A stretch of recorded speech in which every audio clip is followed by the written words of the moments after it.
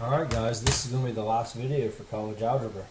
This is section 6.8, exponential growth and decay models. So what we're going to start off with is modeling populations that have uninhibited growth and decay. And what we'll talk about here later is there's really not such thing as uninhibited where it goes on forever. It eventually has to slow down. That's called logistic growth. But we'll talk about that here later. So the model that we're going to use primarily for this or for this entire section, with exception to the logistic growth, is the model A of t equals a sub 0 e to the kt. A of t is going to be the amount after time t. So if we're talking about the population of bacteria or rabbits, let's say rabbits, it's the amount of rabbits after however many time units we're talking about. A sub 0 is the initial amount, or the amount at time 0. That's what the sub 0 stands for. It's the amount at time 0, so like when we start off with. E is the natural exponential, which is approximately 2.718. K is called the growth or the decay rate. So this same model works for both decay and growth problems. And T is your number of time units. Okay. So going back and hitting a little bit more of this, if we were to actually draw these out, here's what we're talking about.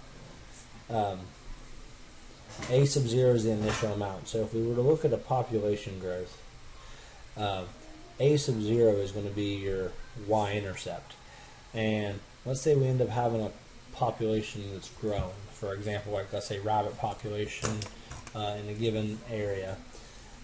This would be what would happen if we have k is greater than 0. That's a growth rate. Now let's say we're talking about like decay rate. So for example, let's say you take an ibuprofen and the amount of ibuprofen that's in your system is decaying over a certain number of hours. Okay. This is what would happen when we have a decay problem, when k is less than 0. So that's how we can identify if it's growth or decay, based on whether or not the k value is positive or negative. So for example here, the total grams of bacteria, so if we were to weigh it, the total grams of bacteria after t days is given by the formula n of t equals 100 e to the 0.045 t. Okay, so what this means right here, this 100 means initially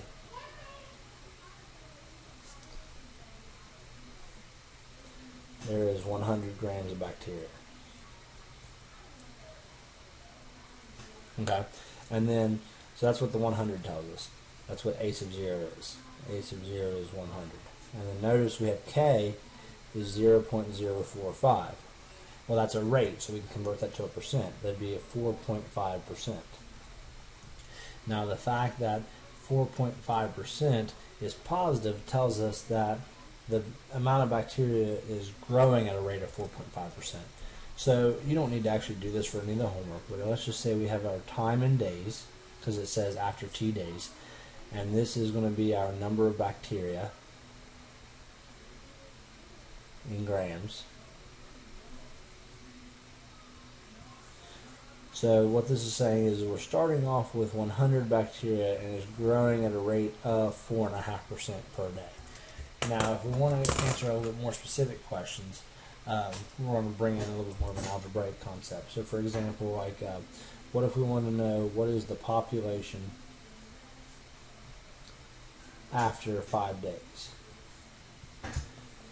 Well, then to figure out that, we would just plug in 5 for our t. So this would be just 100 e to the 0.045 times 5. And we can actually punch out the calculator all at once.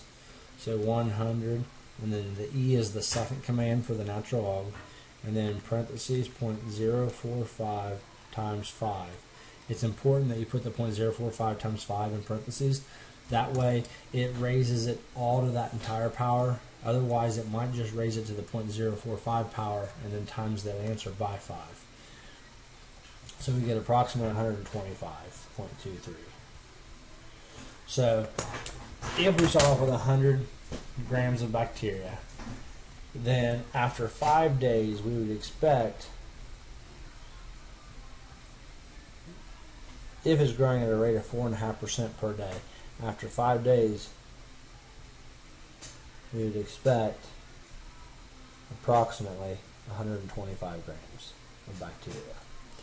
Okay, so we can draw that kind of information. We could also maybe draw information like this. What if we want to know when will the population reach 140 grams? Okay, and this is a lot of this that we're doing right now is exactly what's being done right now with the COVID-19. Like a lot of the predictions they're making are using models very similar to this.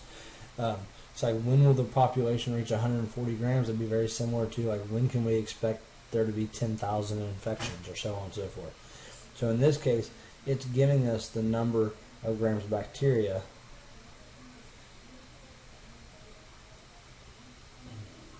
and it's asking us when, so it's wanting us to find t. Well, at this point, this turns into an exponential equation. So to solve this, we're going to isolate the logarithms. We're going to divide both sides by 100. And we're going to get 1.4 equals e to the 0.045t. And then to get rid of the exponential, we're going to take the natural log of both sides. Now, the nice thing about this one is, since e and natural log are inverses of each other, we don't even need to use the power rule. These two just cancel each other out. Remember, we had an inverse property that said log base b of b to the x equals x. So natural log of e to the 0.045t is really the same as log base e to the 0.45t. And so since they have the same base, they cancel out, and we get that the right side of the equation just becomes 0.045t. And then to finish solving for t, we just divide by 0.045. So t is going to be approximately, and then we just calculate it.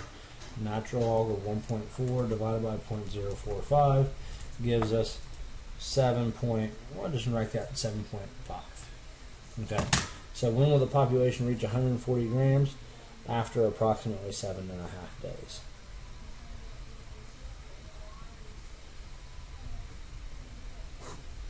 Okay. Now, another common thing we'll see is what's the doubling time? So that's something that's very common to see. Okay, so how long does it take a population to double? So if we turn 2 rabbits loose on an island, how long would it take that 2 rabbits to turn into 4 rabbits? Or the 4 rabbits to turn into 8 rabbits? How long would it take the population to double? So if we want to know that, well, notice we started off with 100 grams of bacteria. So doubling means that there'd be 200 grams.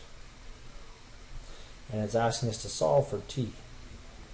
So we would take the model and we would set it equal to 200. And then same process, you're going to divide by 100. And that's actually something that happens.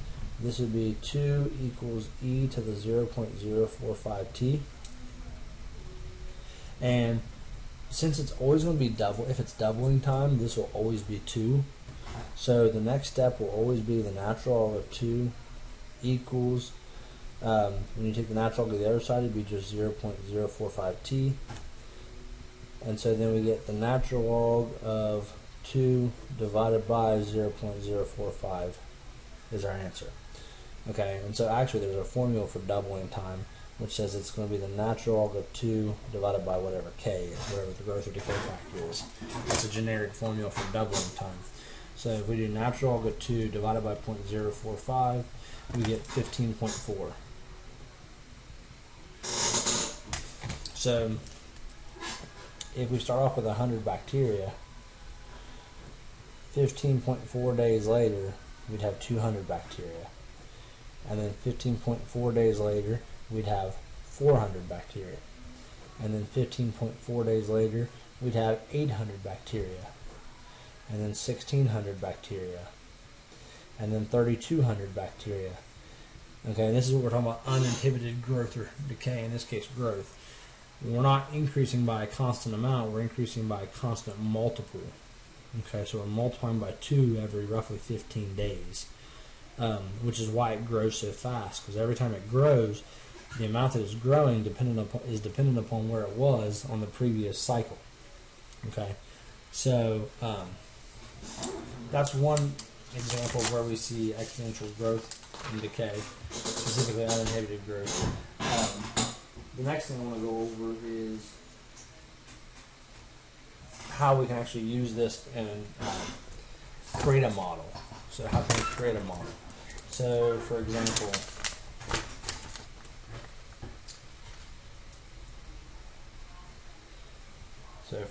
let's say we got this. Let's say initially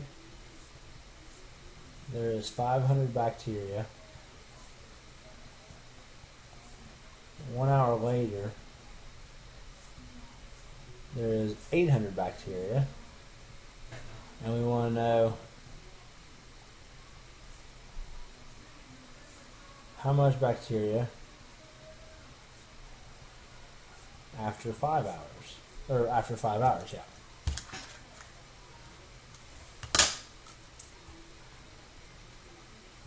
Okay, so initially there's 500 bacteria, and then 1 hour later there's 800 bacteria.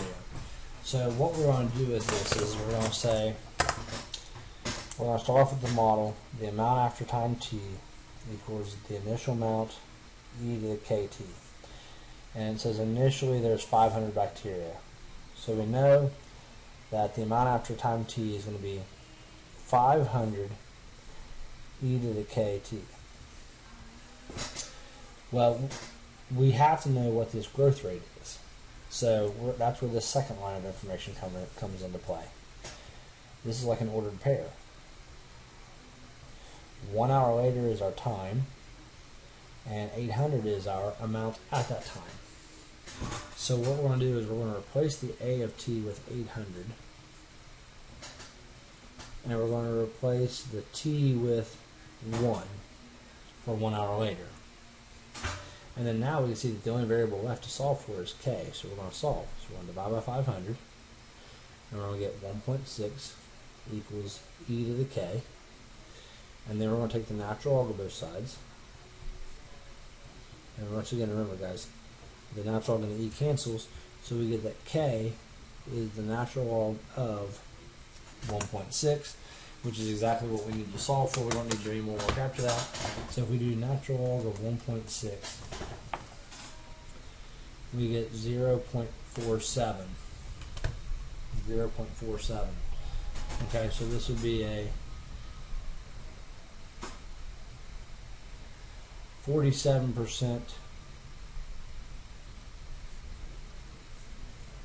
growth rate per hour. Okay, so now we can actually give a more accurate model, and we can say that our model, a of t, is now 500 e to the 0.47 t. So then the question now is, we can now use that information to answer our question. How much bacteria will there be after 5 hours? So now we just want to know what's the amount after 5 hours. So we just, now that we've created our model, plug 5 into it. So 500 e to the 0.47 times 5 power. So 500 e to the 0.47 times 5 power gives us approximately 5,242.8. Okay, so if we have 500 grams of bacteria and 1 hour later it's up to 800 grams of bacteria, then that means in a matter of just 5 hours we'd be up to 5,242.8 grams of bacteria. Now, we could also then maybe rise the question of, like, when will the population reach 20,000? Well, it'd be the same thing. Now that we have our completed model, it's asking us when, so it's asking us to find time, and it's giving us the amount at that given time. So we would just plug 20,000 in for our A of t.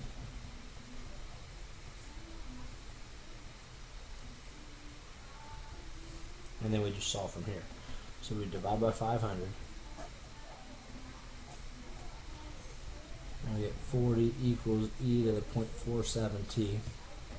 We take the natural log of both sides, which is going to give us natural log of 40 equals 0.47t. And then we just divide by 0.47. And then we just punch that in the calculator. Natural log of 40 divided by 0.47 gives us 7.85. So if we have a population of bacteria that starts with 500 grams, but in 1 hour time it increases to 800 grams, then after 5 hours we'd be up to 5,243 grams roughly, but then we'd actually reach a population of 20,000 after only 7.85 hours.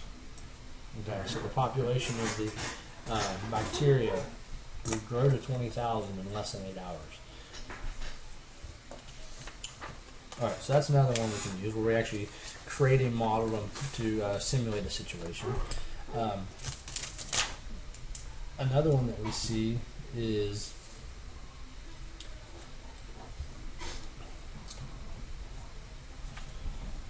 HalfLife. Another example we see is HalfLife. So you guys have probably heard of like carbon dating, where they use the amount of carbon-14 in a substance to try to date how old that substance is. So let's say we've got radium. Radium has a half-life of 1,690 years. Okay, guys, and what half-life means is if we start off with, let's say, 100 grams of radium, it would take 1,690 years for it to decay down to 50 grams. It would take 1,690 years for it to reach half of the amount that it started with. And what that means is it would take another 1,690 years for that 50 grams to go down to 25 grams. Okay? Because it would be half of 50. And then it would take another 1,690 years for it to drop down to 12.5 grams. And so on and so forth. Okay, so it's the amount of time it takes for the substance to decrease to half of the quantity it originally started out as. So, for example, if 10 grams is present now,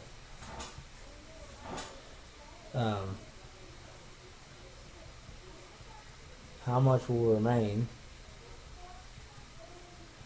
in 50 years? Okay, so well, here's the thing, guys. If we have 10 grams now, we know that in 1,690 years, that 10 grams will be down to 5 grams. But this is saying, what if we only go 50 years? How much will there be? Okay, so we need to create a model. So what we're going to do is we're going to say the amount of time t equals a sub 0 e to the kt. And we know that 10 grams is present now. So a of t equals 10 e to the kt. But we don't know what the decay rate is. We don't know what the decay rate is. But here's how we can do this. We know we start off with 10 grams. And we know that in 1,690 years, there will be 5 grams, exactly half of what we started with. So we can use the 1,690 as a time, and then the 5 as the amount at that time, just like we did in the last problem. And we can fill that information in, and then we can see that the only thing left to solve for is the decay rate. So we're going to divide by 10. and we're going to get 1/2 equals e to the 1,690k. And then we're going to take the natural log of both sides. And then, so the answer for what the decay rate is going to be the natural log of 1/2 divided by 1,690. And actually, that is the half-life formula. Half-life decay rate formula. It's always, the decay rate is always natural log of 1/2 divided by the half-life. Okay, because it doesn't matter what you start with. If you start with 100 grams, then half of that would be 50, and when you do 50 divided by 100, you get 1/2.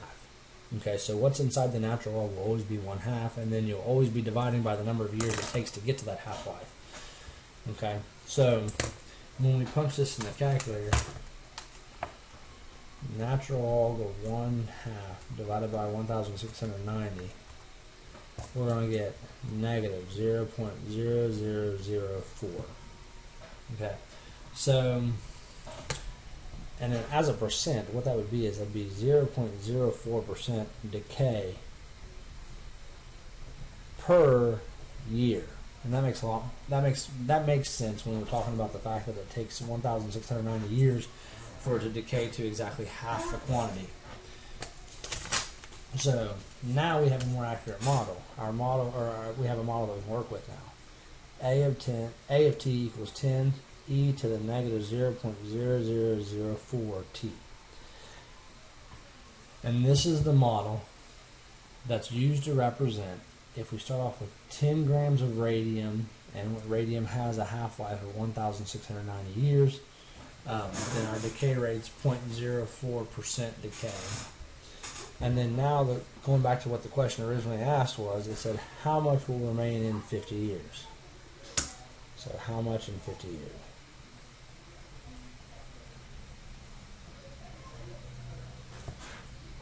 How much in 50 years? So how much means it's asking us to figure out what A of t is, and it's giving us that t is 50. So we're just going to plug 50 into this. A of 50 equals 10 e to the negative 0.0004 times 50, and at this point now we just let the calculator take over and do the work for us. So 10 e to the negative 0.0004 times 50. And we get approximately 9.8. So in 50 years,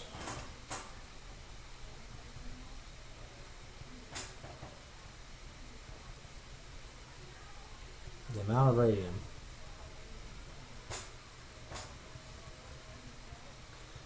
decreases from 10 grams to 9.8 grams. Okay, I know that's kind of maybe like, that didn't change hardly at all. Did we do something wrong? No, we didn't do anything wrong. The half-life of radium is 1,690 years. That's the amount of time it takes for 10 grams to get to 5 grams. 50 years is nowhere near as long as 1,690 years. So in 50 years, it's only going to be down to 9.8 grams. Okay, so that's another example of how we can use, now like I said, carbon dating is, I think, the problem in the homework is how do we use carbon dating to check how old like a fossil is, or how old anything is. If we find underground, we can check how much carbon-14 is in it compared to how much was in it originally, and then that can give us a way to backdate it and figure out how old it is. Alright guys, and the last thing I'll go over with in this video is what's called the logistic model, which is kind of more where it's at in terms of this actual application of this stuff, because we never really truly see uninhibited growth. So for example, like COVID-19, we start off with the first case of COVID-19, and it's grown exponentially. Well, it can't grow exponentially forever, because we don't have an infinite amount of people on the planet.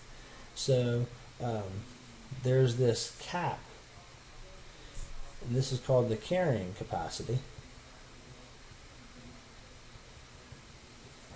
and we typically denote that with the letter C, which is going to correspond to the C in the model. The model is P of T, where P stands for population at time T. So the same as amount, population at time T. C is the carrying capacity.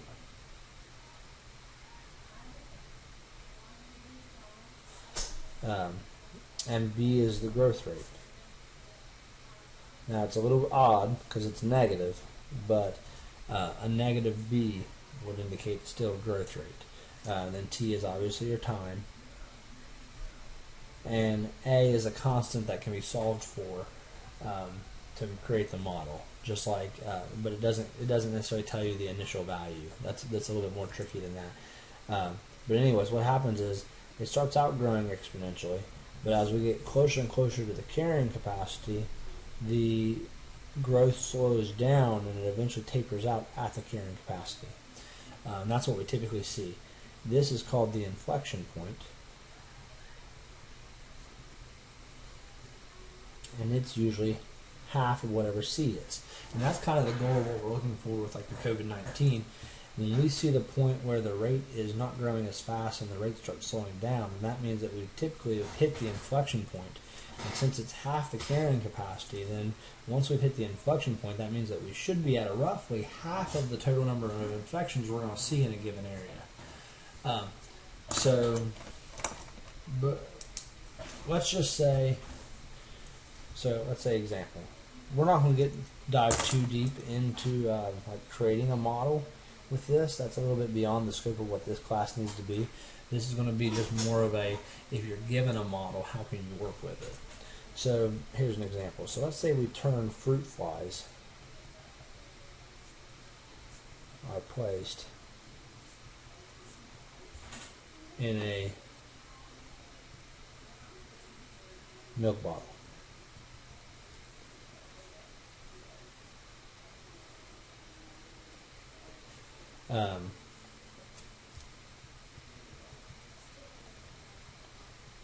With a banana for food.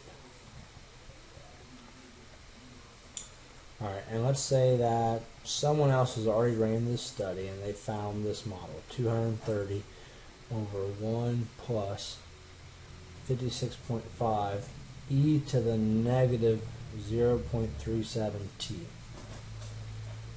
Okay. So, like I said, guys, we're not going to get into coming up with a model, but just looking at the model and interpreting it, because it's a little bit more labor intensive to actually figure out the model, but not too bad. So, from the model, what we can identify easily is the carrying capacity is 230 flies. Okay, so the milk bottle will contain 230 flies, but for the amount of flies in the milk jug are too many to keep growing.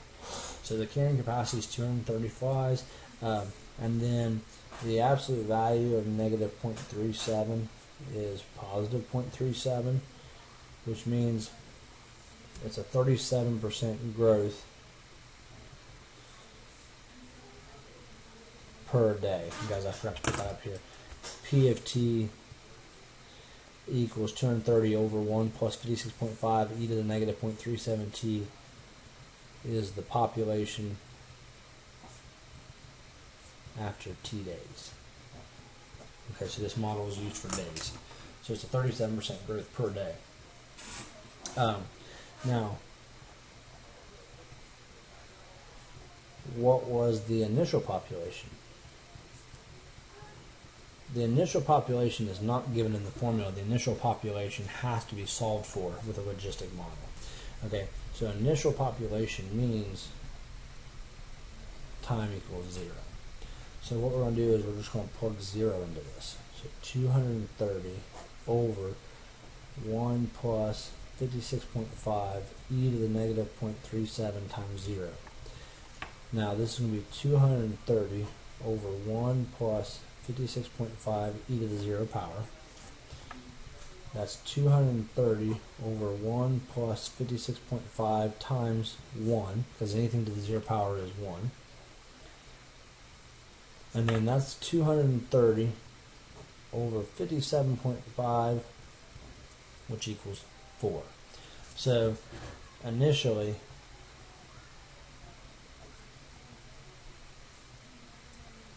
there were 4 flies released into the bottle.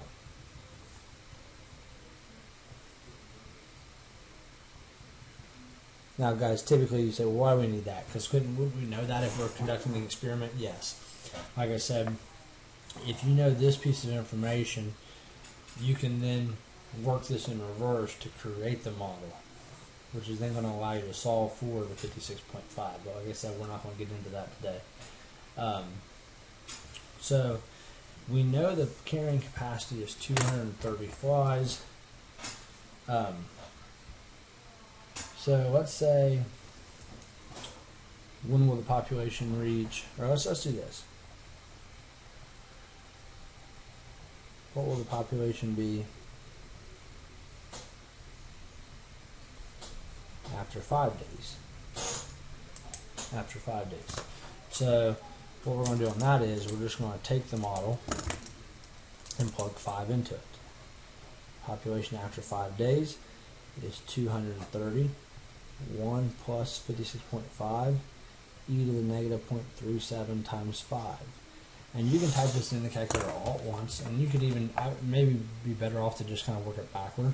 But I like just trying to get it all punched in at once. It's going to be 230 divided by, now we're dividing it by a binomial, so we're going to do parentheses 1 plus 56.5 e to the negative 0.37 times 5.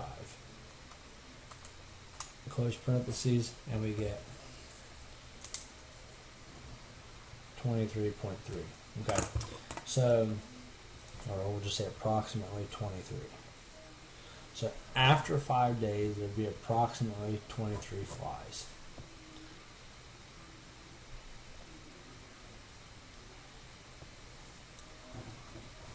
Now, let's say we want to do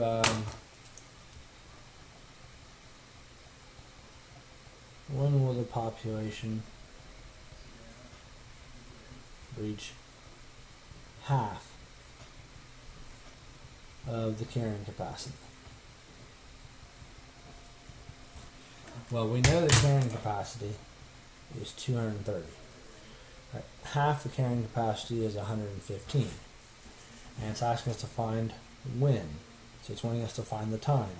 So in this case, what we're going to do is we're going to do P of t equals 230, 1 plus 56.5 e to the negative 0.37 t, and we're going to plug 115 in for our population, and we're going to solve for t. So this is going to be like this. 115 equals 230, 1 plus 56.5 e to the negative 0.37 t. We're going to times both sides by the denominator, 1 plus 56.5 e to the negative 0.37 t. Now, it's up to you guys on how you want to do this, but I would not distribute this. I would leave this 1 plus 56.5 e to the negative 0.37 t times 115 equals 230. And then instead of distributing it in, let's just go ahead and divide the 115 over. So we're going to get 1 plus 56.5 e to the negative 0.37 t equals 2. And then we're going to isolate the exponential. We're going to subtract the 1 and get 56.5 e to the negative 0.37 t equals 1. Divide the 56.5 over, which is going to give us e to the negative 0.37 t is equal to, let's just leave this as a fraction, 1 over 56.5, makes it a little bit more accurate of an answer. And then we're going to take the natural log of both sides and get negative 0.37 t equals the natural log of 1 over 56.5. And then lastly, we're going to divide by negative 0.37. So our answer is going to be, we'll reach half of the carrying capacity in the time, natural log of 1 over 56.5 divided by negative 0.37, then we let the calculator do the work from us from there. So natural log of 1 divided by 56.5, and then divide by negative 0.37 gives us approximately 10.9 days. Okay, so if we want to just take it up and we round it up to 111 days. Now, we typically reach the carrying capacity in about half the time it takes, or we typically reach half the carrying capacity in roughly half the time it takes to reach the carrying capacity. So if we know we'll reach half the carrying capacity in 11 days, then we'll get extremely close to reaching the carrying capacity in roughly 22 days. And guys, a lot of this is being used right now with the COVID-19 and making up predictions of when you hear how much longer it's predicted to last, they're trying to figure out when will we reach this and when will we reach the peak, if you will. So anyways, guys, that finishes up the last section for Chapter 6, which will then finish up college algebra's new material. I'll get a list of topics put together that goes over like what you need to know for the exam, and we'll get the exam taken next week and finish up the class, guys. Otherwise, guys, have a